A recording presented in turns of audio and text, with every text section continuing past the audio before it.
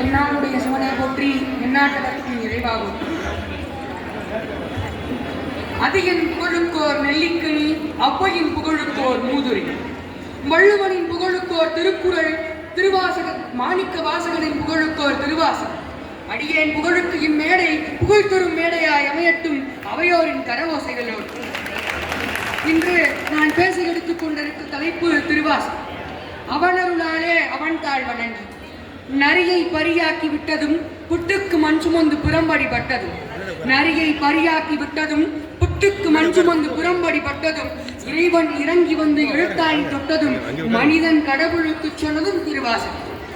வாதவூரான் வாய்மலர கைலைநாதன் கைமலர்ந்து அருளியது திருவாசகம். அன்பார்ந்தவர்களே, மறுமை என்னும் சொல்லை மறந்து இப்பிறவியோடு கைலைநாதன் பாதங்களை பற்ற நினைப்போருக்கு அமிழ்தமா அமையுமாம். வாதவூரான் வாய்மலர்ந்த 51 தலைப்பும் 658 பாடல்கள். அதை பற்றி இம்மையிலேயே இப்பிறவியிலேயே நன்மையை நல்கும் இந்த இன்மையில் நன்மை தருவார் ஆலயத்தில் உங்களோடு பேசுவதை பெருமகிழ்ச்சி அடைகிறேன். வாய்ப்பளித்த அனைவருக்கும் மிக்க நன்றி. இக்கோவிலை பற்றி கூற வேண்டும் என்றால், உலகத்தில் இன்றளவும் பண்பாட்டில் இருந்து கொண்டிருக்கும் பல பண்பாடுகளுக்கு முன்னோடியாய் திகழ்ந்தவர்கள் நம் தமிழர்கள் தான் என்பதற்கு எண்ணற்ற சான்றுகள் இருக்கிறது. அதற்கு இக்கோவில் மிக முக்கியமான சான்று.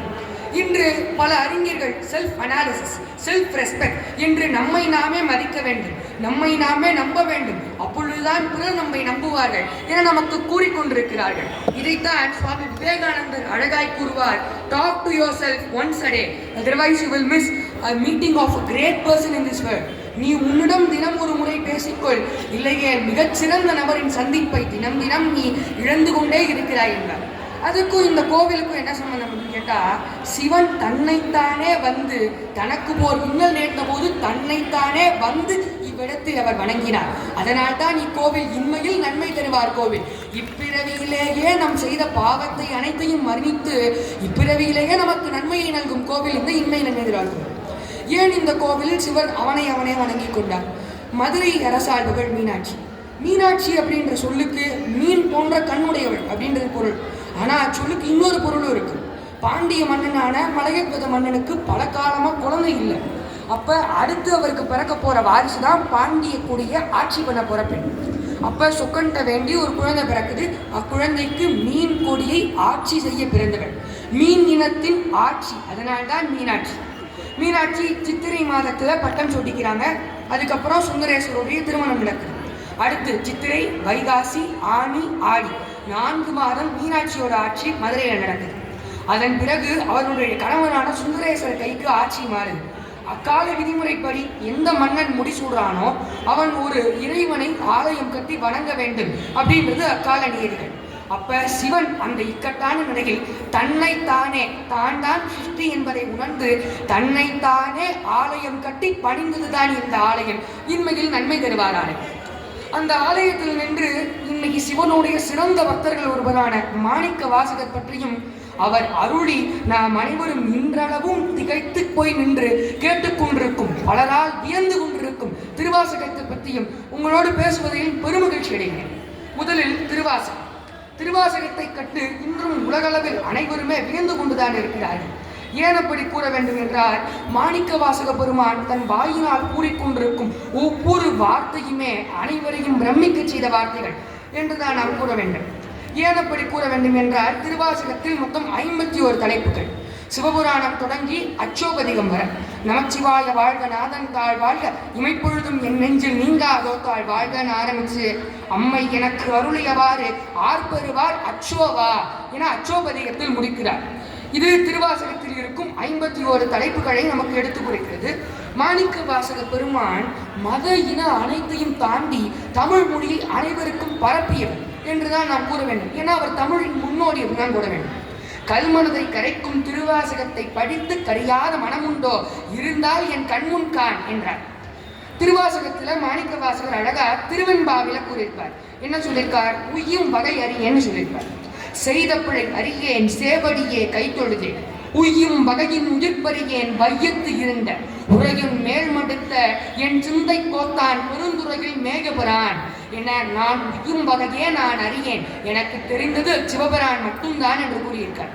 பிற்காலத்துல தமிழகத்துக்கு தன் இனத்தையும் தன் மொழியையும் தன் மதத்தையும் பணப்ப வந்த இத்தாலிய நாட்டுக்காரர் இந்த திருவாசகத்தை படிக்கிறார். தமிழை படிச்சு இந்த திருவாசகத்தை படிச்சு அவர் தன்னைத்தானே மறந்து அவர் தன் மதத்தை பரப்புற நூலா எழுதின தேம்பாவணின்ற நூல்ல இந்த திருவாசகத்தில் இருக்கிற வரிகள் மாதிரியே ஒத்து எழுதியிருக்கார்.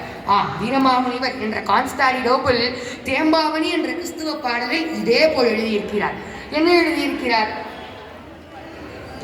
உய்முறை அறியேன் ஓர்ந்த உறவினொத்த உருவிழா செய்முறை அறியேன், மெய்தான் விரும்பிய உணவை தேடச் செய்முறை அறியேன், காணில் செல்வழி அறியேன், தாய் தன் கைவழியே அறிந்தேன், தாயும் தனியே விட்டு சென்றார் என்று தேம்பாவணியில் வீரமாமுனிவர் எழுதுவதற்கு மாணிக்க வாசக பிரான் தான் அடியெடுத்து கொடுத்தார் என்றார்.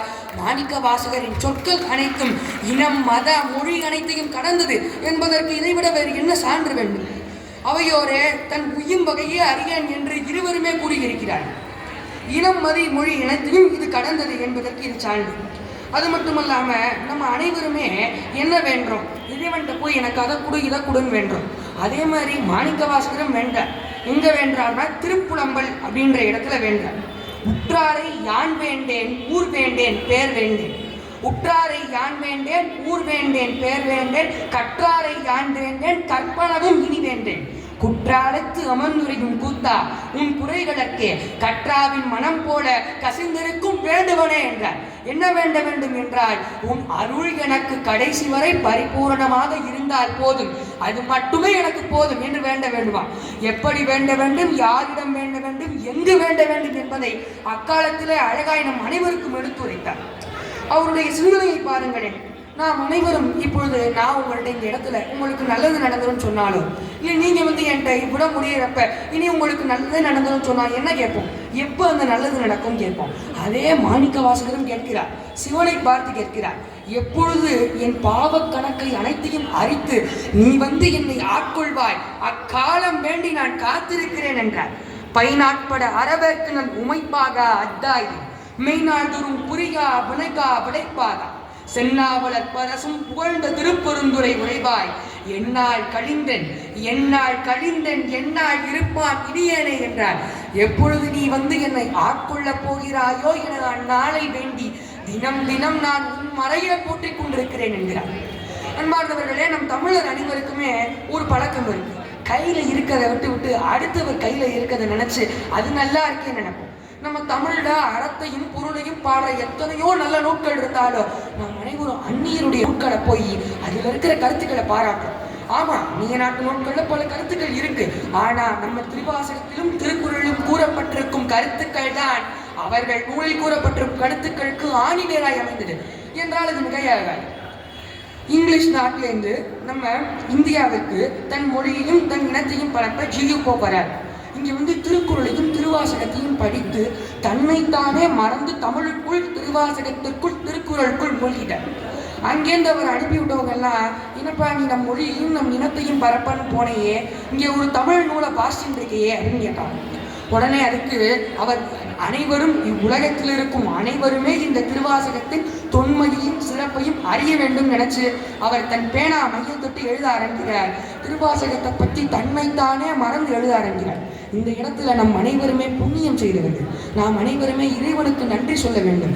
ஏன்னா அவர் நாமத்தை ஓம் நமச்சிவாய என்ற நாமத்தை கூற வேண்டும் என்றால் அதற்கு அவன் அனுமதி வேண்டும்.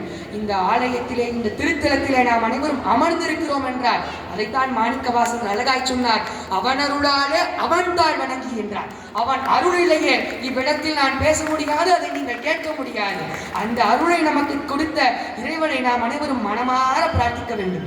ஏன் இந்த இடத்துல இதை சொல்றேன் அப்படின்னா, இங்க ஜியு போப் திருவாசகத்தை பத்தி தன்னைத்தானே மறந்து மாணிக்க வாசக புரான் எழுதுறப்ப முன்னாடி அமர்ந்தார் சிவன். இங்க ஜியு போப் எழுதுறப்ப அந்த பேனா மைக்குள்ள போயிட்டார். தன்னைத்தானே மறந்த திருவாசகத்தின் தொன்மையையும் சிறப்பையும் எழுதி கொண்டே இருக்கார். அவர் தன்னை மறந்த நேரத்துல கண்லேருந்து அப்படியே தாரதாரையா ஆனந்த கண்ணீர் கொட்டி அவர் எழுதின மைய ஃபுல்லா அடிச்சிருச்சான். அந்த படித்தவர்களுக்கு திருவாசகத்தின் சிவனின் அருள் இல்லை போல அவர்களால் சிவன் பெருமானுடைய பொருளை புகழை படிப்பதற்கு அவர்களுக்கு அருள் இல்லை. அவர் அதெல்லாம் பார்க்கல, அப்படியே மூடி அனுப்பிட்டார். அப்ப அவர்கள்லாம் என்னப்பா நீ எழுதிக்கிறது எதுவுமே தெரியலையேன்னு மறுக்கடிதாசி போடுறார்.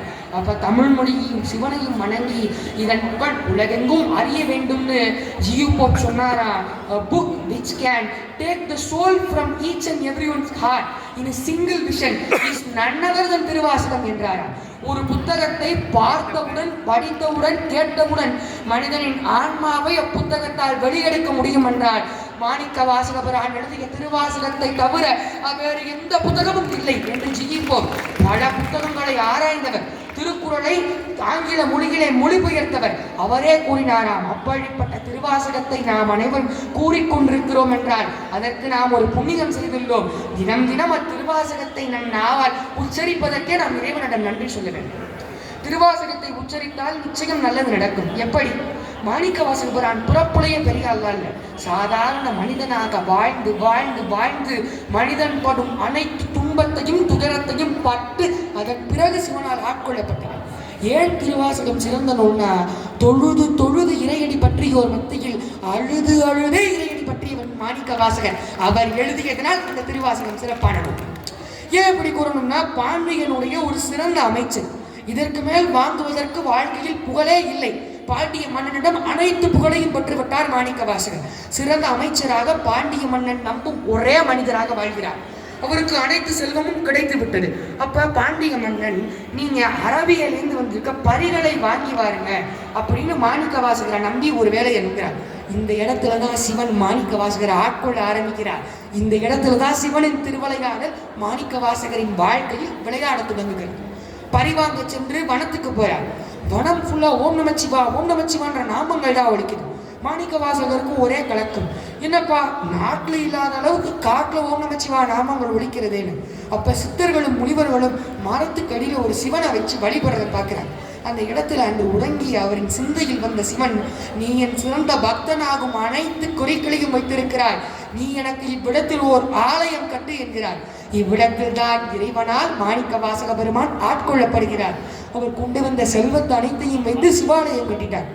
திடீர்னு மன்னன், என்னப்பா ஒருத்தரை நம்ம பரிவாங்க அனுப்பிச்சோமே, அவர் என்ன வரலையேன்னு சொல்லி ஆட்கள் அனுப்புறார் கேட்க. நாளை காலையில் பரி அனைத்தும் இவ்விடத்தில் மாணிக்க வாசகரோடு வந்து சேர வேண்டும் என்பது இறையின் நாடு. நம்மெல்லாம் என்ன பண்ணுவோம், அப்படியே பதறுவோம், என்னடா மன்னன் சொன்னது நம்மளால செய்ய முடியாது. மாணிக்க வாசகருக்கு ஒரு கவலையும் இல்லை. ஏன் ஒரு கவலையும் இல்லைன்னா, போற்றுவார் போற்றலும் தூற்றுவார் தூற்றலும் அவனையே சாரும் என்றார். அவன்தான் என்னை இவ்விடத்தில் பிறக்கச் செய்தான், அவன்தான் என்னை அவன் ஆலயத்தை கட்டச் செய்தான். அவன் புகழ்ந்தால் அவனையே சேரும், அவர் இகழ்ந்தாலும் அவரையே சேரும், அவனை பார்த்துக் கொள்வான் கைவிட்டார். இந்த இடத்துலதான் நம் அனைவருக்கும் சிவன் ஒன்றை எடுத்து காட்டுறார். தன்னை நம்பியோரை சிவன் எப்பொழுதும் கைவிடவே மாட்டார் அப்படின்றது இந்த இடத்துல எடுத்து காட்டுறார். எப்படி எடுத்து காட்டுறார்? காட்டுல அரபியா பறிக்க எங்கா போவோம் கேட்டா, அடுத்த நாள் காலையில காட்டில் இருந்த நரி அனைத்தும் பரியாய் மாறி பாண்டிய மன்னன் அவையில் நின்றது. அப்ப சிவனை நம்பியோரை கைவிடாமல் இருக்க சிவன் நரியை பரியாக மாற்றுவான். தன்னை நம்பி ஒருவன் கேட்டால் கிழவைக்காக வந்து புட்டுக்கு மண் சுமப்பான். நக்கீரனை சோதிக்கையும் மதுரை மண்டில் நின்று எதிர்த்து கேள்வி கேட்பான் என முழு ஆத்மார்த்த நம்பிக்கையும் பக்தியும் இருக்கும் அனைவரையும் சிவன் நிச்சயம் வந்து காண்பான். இக்காலத்திலும் நம்மால் சிவனை காண முடியும் முழு ஆத்மார்த்த பக்தி இருந்தால். ராவணனை போல் சிறந்த சிவபக்தன் உலகில் வேறு யாரும் கிடையாது. நந்திக்கு அடுத்தபடியா இல்ல, நந்திக்கு நிகரான சிவபக்தன் ராவணன். ஆனா சிவனுடைய தனுஷ ராவணனால தொட்டு பார்க்க முடியும். ஏன்? அந்த இடத்துல மூலம் சிவம் என்பதை மறந்து நான் என்ற அகங்காரம் அவன் தலையில் ஏறியது. சிறந்த சிவபக்தனால் சிவதனுஷை தொட இயலவில்லை. அதே நேரத்துல ராவணன் நினைக்கிறப்ப ராமன் ரொம்ப எளிவன், சாதாரண மன்னனின் மகன், சாதாரண மனிதன். ஆனால் நான் என்ற அகம்பாவம் இல்லாமல் எல்லாம் இறைவனே எல்லாம் சிவனே நினைச்சதுனால ராவணால தனுசை உடைக்க முடிந்தது, ராவணனால தொடைய முடியல. இதான் நம் அனைவரும் சிருஷ்டி உணர வேண்டிய பொருள். அனைத்தும் நான் என்பதை மறந்து நாம் அனைத்தும் சிவமயம் என்றால் நிச்சயம் இறைவன் நம் அனைவருக்கும் நிச்சயம் அனைத்து கட்டங்களிலும் அனைத்து இடங்களிலும் உதவி செய்வார். இந்த காலத்துல திருவாசகத்தை பத்தி இன்று பார்த்தோம். நாளைக்கு சீர்காழி தமிழிசை மூவர் என நாம் மறந்த நம் தமிழ் குடியினரை நம் அனைவரும் பாட வேண்டும் என்பதற்காக கிருதிகளை படைத்த நம் தமிழ் குடியினரை பற்றி நாளை உங்களோடு ஒரு சிறு உரையை கூறுவதில் மற்றற்ற மகிழ்ச்சி அடைகிறேன். இவ்விடத்தில் இறுதியாக அவதாரங்கள் பற்று நவகிரகங்கள் 9, திசைகள் 8, வண்ணங்கள் 7, சுவைகள் 6, வேதங்கள் பூதங்கள் 5, வேதங்கள் 4, கனிகள் 3, விழிகள் 2, பார்வை 1, வாழ்வோம் மாணிக்க வாசகம் கூறிய அனைத்து நெறிகளையும் கடைபிடித்து அவ்வாழ்க்கையை நன்றி என கூறி வாய்ப்பளித்து வாய் உரைக்கத்த உங்கள் அனைவருக்கும் நன்றி கூறி இறைவனுக்கு நன்றி கூறிய முறையை நிறைவு செய்கிறேன். நன்றி.